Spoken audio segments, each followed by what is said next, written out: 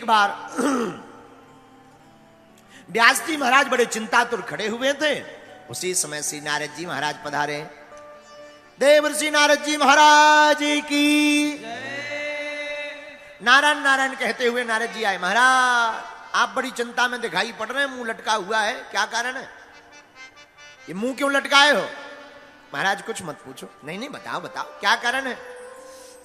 महाराज जी हमारे मन में बड़ी अशांति है, चित्त बार बार कह रहा है कुछ रह गया और ये समझ में नहीं आता क्या रह गया। देखो एक बात और यहां पर बढ़िया बता दें, मन को शांत करने के 6 उपाय हैं। क्या उपाय है? बोले 6 उपाय। अच्छा मन शांत कैसे होगा? 6 उपाय शास्त्रों में वर्णन आया है। एकांत वासो लघु भोजनादौ मौनम निराशा करनावरोधा। मन को शांत करने के 6 उपाय शास्त्र कहते हैं। पहला उपाय एकांत में वास करो, अकेले रहो। मन बड़ा अशांत रहता है, अकेले रहना सीख जाओ। दूसरा उपाय अल्प भोजन, थोड़ा कम खाओ। कई लोग इतना खा जाते हैं कि भोजन ही मना जब कर दे कि बस भैया रहने दो, हम वरना बाहर निकल आए, तब लोग उस मानते हैं। अच्छा पेट भी बड़ा खतरनाक है, कितना भी खा लो शाम को फिर कहेगा ले आओ कुछ, थोड़ा तो ले आओ, अब बहुत देर हो गई। अच्छा कोई शाम को भोजन कर रहा हो, खूब खबाओ, हाँ भाई 2 पूड़ी और लो, रसगुल्ला लो, रसगुल्ला लो, लो लो लो, थोड़ा लड्डू खाओ, मोतीचूर का लड्डू है, अच्छा लड्डू है, बस भैया बहुत हो गया, बस बस। अरे नहीं नहीं हाजमा की गोली खा लेना, एक और खाओ। सोई एक रसगुल्ला और खा लेता है और फिर पानी पीते नहीं बनता, उठते नहीं बनता, फिर तो सोच लेता अब 2 दिन तो भोजन होंगे नहीं, बहुत ज्यादा खा लिया है। लेकिन धन्य है पेट, ये पेट भी बड़ा खतरनाक है। जहां 4-5 घंटे होते हैं सोई कहता है ले आओ कचू, भैया चाय ले आओ, थोड़ा नमकीन दे दो, नमकीन। ये पेट बड़ा खतरनाक है। तो बोले क्या उपाय है मन शांति के? बोले पहला उपाय है एकांतवास, अकेले में रहो। दूसरा उपाय देखो, एक और आदत भी बड़ी खतरनाक होती है। एक सज्जन की आदत थी, रेलवे स्टेशन पर नौकरी करते थे, हमेशा रेलवे स्टेशन पर रहते थे, घर बहुत कम जाते थे। धीरे धीरे उनका रिटायरमेंट का समय आया, सोई अब बड़े खुश। बोले महाराज 6 महीने बाद अब तो रिटायरमेंट है, फिर तो कभी झांक के नहीं आना है रेलवे स्टेशन, इतने पक गए।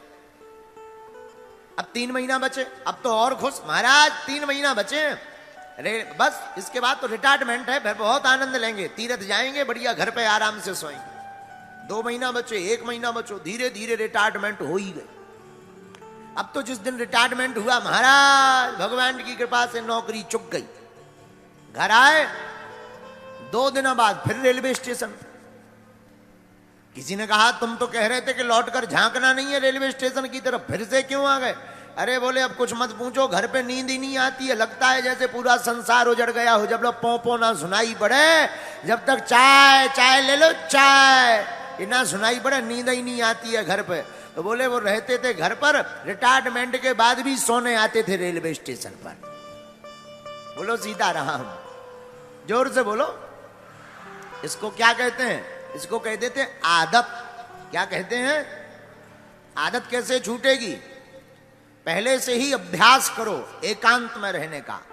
तो मन की शांति के 6 उपाय। पहला उपाय एकांत वासो, एकांत वासो लघु भोजनादौ। दूसरा उपाय कम भोजन करो। कई लोग खाने के लिए जीते हैं, पर जीना किस लिए चाहिए? खाने के लिए नहीं जीना चाहिए, जीने के लिए खाना चाहिए। हाँ, और कई लोग खाने के लिए जहां दिखे सोई दे। हमारे साथ एक सज्जन रहते थे, इतना खाते थे, भगवान नहीं बचाए उनसे, खूब खाते। अच्छा खाना चाहिए ऐसा नहीं है। एक बार तो हम हनुमान जी के लिए लड्डू रखे थे, वे पूरे खा गए। हमने जब ढूंढा, हमने कहा क्यों भाई लड्डू कहाँ गए? बोले महाराज जी हम तो भंडारा पा गए। हमने कहा भगवान का प्रसाद तो छोड़ देते। बोलो सीताराम। तो लघु भोजनादौ दूसरा उपाय, कम भोजन करो। तीसरा उपाय क्या? मौनम, बहुत कम बोलो। कई लोग होते हैं पटर पटर बोलते ही रहते हैं। देखो अटपट लीला राम की झटपट समझ न आए, जो मन की खटपट मटे सो चटपट दर्शन हो जाए। है? बहुत कम बोलो, और जो भी बोलो मीठा बोलो। कई लोग बोलते तो बहुत कम है, पर ऐसी वाणी बोलते हैं कि तलवारें निकल आवे, कर्कश वाणी। देखो रामचरितमानस इसीलिए कहते हैं कि रामायण पढ़ा करो। भारत के हिंदू जिस दिन रामचरितमानस को पढ़ने लगेंगे, और 100 करोड़ हिंदुओं में जिस दिन 30 करोड़ हिंदू मस्तक पर तिलक लगाकर रेलवे में, ट्रेन में, बस में नौकरी करने जाने लगेंगे, उसी दिन भारत हिंदू राष्ट्र घोषित हो जाएगा। हाँ। लेकिन बड़ी दुर्दशा है, तिलक लगाने में शर्म आती है। धन्य है और किसी को टोपी पहनने में शर्म नहीं आती, लटकाने में शर्म नहीं आती, अपन को तिलक लगाने में शर्म आती है। ये हमारे देश का दुर्भाग्य है। तिलक हमारा सौभाग्य है। विवाहित स्त्री का लक्षण क्या है? अच्छा चलो ऐसे समझो, ऐसे नहीं समझ आए भैया, जरा बेस कम करो। बताओ, जिस स्त्री की शादी हो गई उसकी निशानी क्या है? क्या निशानी है? 2 निशानी, एक मंगलसूत्र और माथे पे सिंदूर। भाई मांग भरी हो तो समझ जाते हैं इस प्लाट की रजिस्ट्री हो चुकी है। हाँ हाँ हाँ हाँ हाँ भाई, ये 2 चीजें हो तो भाई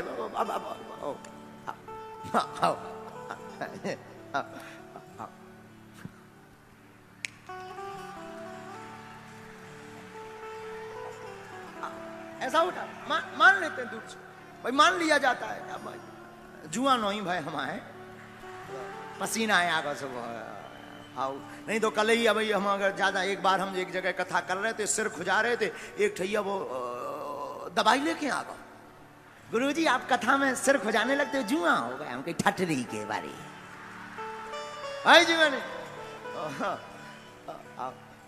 विवाहित स्त्री का लक्षण क्या है? 2 लक्षण, एक मांग में सिंदूर और गले में मंगलसूत्र, हम लोग समझ जाते हैं फ्री है। अच्छा भक्त के लक्षण क्या है? हिंदू के लक्षण क्या है? भक्त के भी 2 लक्षण हैं। माथे पर भगवान के नाम का तिलक हो, गले में राम जी के नाम की कंठी माला हो, तो दूर से व्यक्ति समझ जाती है भगवान का भक्त है। लेकिन दोनों ही गायब है। अच्छा एक और सुनो, जब बात निकली है तो पूरी कहें। गले में माला होती है, गले में माला।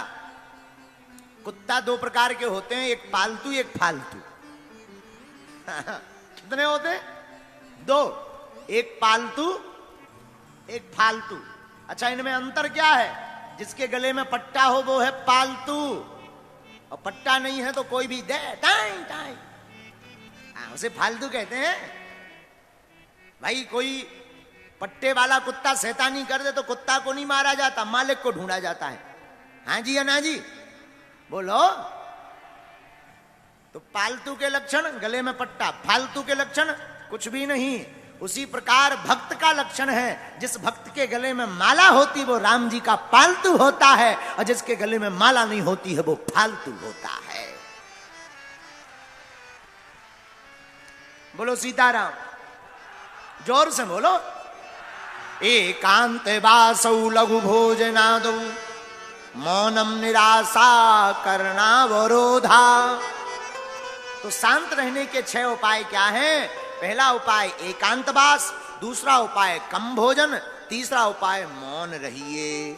ऐसी वाणी बोलिए मन काया पाखो, औरों को शीतल करे आपो शीतल। ऐसी मीठी वाणी बोलिए, प्रेम पूर्वक बोलिए। महाराज जी, हाँ जी, सीताराम जी, हाँ जी, नमस्कार जी, ऐसी राम राम जी, राधे श्याम जी। कितना अच्छा संबोधन है? सीताराम कहो। लेकिन कई लोग ऐसी वाणी बोलते हैं। एक बात और, शब्द सम्हारे बोलिए, शब्द के हाथ न पाओ। एक शब्द औषधि करे, एक शब्द करे घाव। ये जो 2 ग्राम की जीभ है ना, यही खतरनाक है। यही जीभ तुम्हें जूता पड़वा देगी, यही जीभ तुमको बढ़िया जो है सम्मान दिला देगी। तुम किसी को कहोगे सीताराम जी, सोई तुमको चाय मिलेगी, अच्छा भैया चाय पी लो, पानी पी लो, और तुम कहो काय बे, सोई दे लाल पड़ जाओ। ये जीभ बहुत खतरनाक है, चाहे जैसा प्रयोग करो, एक अक्षर में अर्थ का अनर्थ हो जाता है। बोलो सीताराम। इसलिए शास्त्र कहते हैं मन को शांत करने का एक उपाय और है। बोले क्या? मौनम। मौन हो जाओ। आपने देखा होगा बड़े बड़े महापुरुष कम बोलते हैं, वाणी बोलने से तेज छीन होता। महात्मा बैठे हैं, आपको ज्ञानी, महाराज जी आप तो सब ज्ञानी हो, हम तो बहुत नालायक आदमी हैं। एक जगह लिखा है अत्यधिक बोलने से जिस प्रकार वीर क्षीण होने पर शरीर में कमजोरी आती है, वैसे ही बोलने से भी शरीर में कमजोरी आती है। हाँ, या फिर ज्यादा बोलो तो ज्यादा सुनो भी। हमारे गुरुजी का वाक्य है, पूज्यपाद जगत गुरु भगवान श्री तुलसी पीठाधीश्वर गुरुदेव भगवान कहते हैं, भैया बढ़िया वक्ता बनना है तो बढ़िया श्रोता बनो, ज्यादा सुनो। बढ़िया गुरु बनना है तो बढ़िया चेला बनो, बढ़िया बाप बनना है तो बढ़िया बेटा बनो। तो साधु कहते हैं 6 उपाय: एकांतवास, कम भोजन, मौन होना, और चौथा उपाय क्या? निराशा। किसी से आशा मत रखो, क्योंकि सबसे ज्यादा मन अशांत रहता है अपेक्षा रखने से। किसी से आशा रख ली, अमुक आदमी हमारा मकान बनवा देगा, अब मकान नहीं बनवाया, सोई दिमाग खराब, दिमाग में एकदम उलझन। इसलिए तो हमने कई बार कहा, आशा एक राम जी से, बाकी आशा छोड़ दे, नाता एक राम जी से, दूजा नाता तो। आशा रखनी ही तो राम जी से रखो। इसलिए साधक कहते हैं, एकांत वासो लघु भोजनादौ, मौनम निराशा करणावरोध, मुनिरसौ संयमनम सडेते, चित्त प्रसादम जनयन्ति शीघ्रम। आहा, शास्त्र कहते हैं एकांतवास, कम भोजन, मौन रहना, किसी से आशा ना करना, कोई अपेक्षा मत रखो। मांगना ही है, भिखारी मैं दुनिया से क्या मांगना। तुम जिनसे मांगने की अपेक्षा करते ये खुद भिखारी है, ये भी तो भगवान के दर पर मांग रहे। ये दूसरों, जो अमीर आदमी है वो भी अपने अमीर से मांग रहा, हमें भी लोन दो, वो खुद भिखारी है। जब खुद भिखारी है तो भिखारियों से भीख क्या मांगना। मांगना ही है तो दाता से मांगो, और दाता एक राम जी, भिखारी सारी दुनिया। राम जी के अलावा कोई भी इस दुनिया में दाता नहीं है। हा? और एक बात, सब मांगते हैं। अच्छा एक बात और, जो भिखारी हैं तुम उनसे मांगोगे, पता भी नहीं कि देंगे कि नहीं देंगे। कई लोगों को तो निराशा ही हाथ लगती है। और राम जी से मांगोगे, एक तो वो देंगे नहीं, देंगे तो सुदामा की भांति भर भर के देंगे। तो मौनम निराशा, कोई आशा मत रखो। और 5वां उपाय, इंद्रिय संयम। इंद्रियों पर कंट्रोल करो, मन शांत रहेगा। छोटे छोटे बच्चे जितने भी यहां पढ़ने वाले हैं, बहुत से बच्चे कहते हैं, महाराज जी हमारा मन नहीं लगता। न कटा, मोबाइल देख रहे हो, रील चला रहे हो, ठुमका देख रहे हो, फलाना बदनाम हुआ ठिकाने के लिए। इन्हीं रीलों के चक्कर में तो बर्बाद है। अब पहले के जमाने में आगे को लोगों टिकटॉक है तो वो बंद होगा। अब हमको सिखाया गया, बोले गुरुजी अब रील चल गई, रील में कुछ नहीं होता, फील टाइम भर बर्बाद होता है।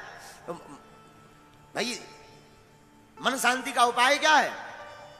वासना से बचना है तो चलचित्र को देखना बंद करो। बहुत से बच्चे आते, महाराज जी मन में बहुत गंदे विचार आते हैं। ये जितने पढ़ने वाले बच्चे हैं वो सुनो ध्यान से, युवान बच्चे जो पढ़ाई कर रहे हैं, भैया वासना से बचना है तो चलचित्र देखना बंद करो। इंद्रिय संयम, इसे शास्त्र में इंद्रिय संयम कहा। आंखों को क्या देखना चाहिए? कान दिए सुनवे को सत्संग, आंख संतों के दर्शन के लिए दी, कान किस लिए? भगवान की कथा सुनने। अब कई बच्चे तो कान में लगा लेते हैं लीड, अब दोनों तरफ लीड लगा करके कोई भी गाली बकता रहे, कोई पता नहीं, गुंचू जुंचू कर रहे हैं। हेटरी के बरे भगवान ने तुम्हें म्यूजिक सुनने के लिए कान नहीं दिए, फिर किस लिए दिए? कान दिए सुनबे को सत्संग, सो जीव दई भज मोहन को। कान भगवान की कथा सुनने के लिए भगवान ने दिए, पर जीभ, ये जो जीभ है इसके चटकारे लेकर बढ़िया चाट पकौड़ी खा करके चटकारे लेने के लिए नहीं दी, फिर किस लिए जीभ दी? जीभ दई भज मोहन को, दान के काज दिए दो हाथ। ये जो हाथ है ना, मोटरसाइकिल चलाने नहीं दिए, ना ना ना, दान के काज दिए दो हाथ, सो पामो दिए तीर्थ घूमन को।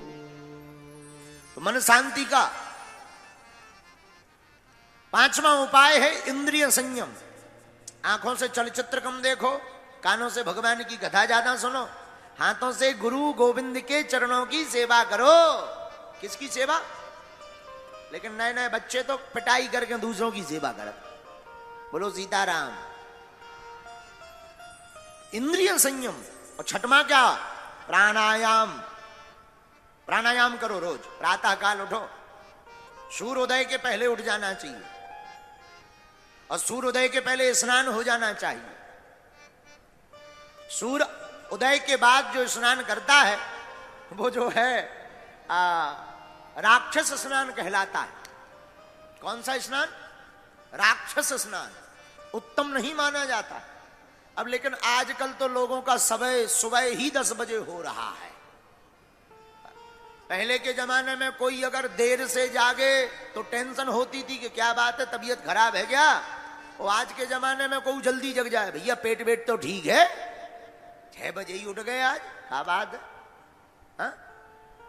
बोलो सीताराम, जोर से बोलो सीताराम। हाँ? अब जो जमाना बड़ा, पहले प्रातः काल उठते थे तो कराग्रे वस्ते लक्ष्मी, कर मध्य तो सरस्वती, कर मूले तो गोविंदा, प्रभाते कर दर्शनम। प्रातः काल उठ करके माता पिता और बच्चे सब उठ करके बढ़िया हाथों को ऐसे मलते थे, कराग्रे वस्ते लक्ष्मी, ध्यान करते थे, हाथों को देखते थे, बढ़िया आंखों में लगाते थे, धरती माता को प्रणाम करते थे। रात काल उठ के रघुनाथा, मात पिता गुरु ना वही माथा। लेकिन आजकल के बच्चे और आजकल के व्यक्ति उठते हैं तो कराग्रे वस्ते लक्ष्मी, कर मध्य तु सरस्वती, कर मूले तो गोविंदा, प्रभाते चाय कप दर्शनम। हाँ, आजकल श्लोक का अर्थ ही बदल गया। प्रभाते कप दर्शनम, पड़े पड़े ही चाय बन गई, 2-2 बार ठंडी हो जाए, बस 5 मिनट हो, बस चाय बनाओ, फिर आंखें खुलेंगी। धन्य है इंसान का जीवन। अरे प्रातः काल उठ करके ठाकुर जी को बगल में रखो, ठाकुर जी के दर्शन करो, माता पिता के दर्शन करो, गुरु जी का चित्र रखो, गुरु जी के दर्शन करो, जिनसे चेतना मिलनी है, ज्ञान मिलना है, सद्विचार मिलने हैं, सद्विवेक बनना है, सद्बुद्धि प्राप्त होनी है। ऐसे महापुरुषों की जीवनी और उनके चित्र को अंकित करो, उनके चरित्र को पढ़ो। चित्र के पीछे भागोगे तो वासना में रहोगे, चरित्र के पीछे भागोगे तो उपासना प्राप्त कर जाओगे। ये 6 उपाय शास्त्र में मन शांत करने के बताए हैं। कोई भी अशांत व्यक्ति इन 6 उपायों को अगर करे, कितना भी अशांत हो, तो वो जो है अपने मन को चिर स्थिर कर सकता है।